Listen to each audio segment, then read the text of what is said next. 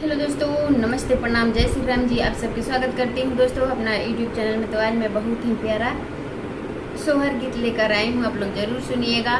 बहुत सुंदर है ये सोहर गीत, छोटा सा है दोस्तों, बड़ा नहीं है।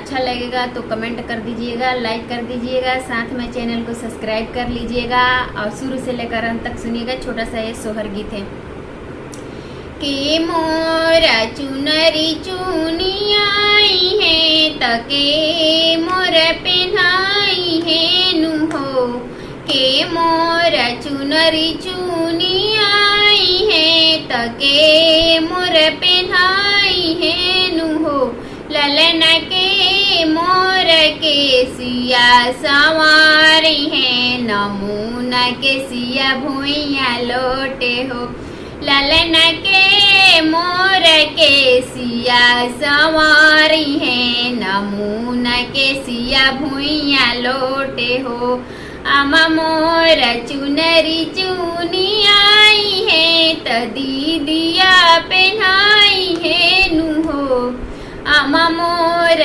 चुनरी चुनी आई है त दीदिया पहनाई है नुहो, ललना भाभी मोर के सिया सवारी है, नमूना के सिया भुइया लोटे हो, ललना भाभी मोर के सिया सवारी है, नमूना के सिया भुइया लोटे हो।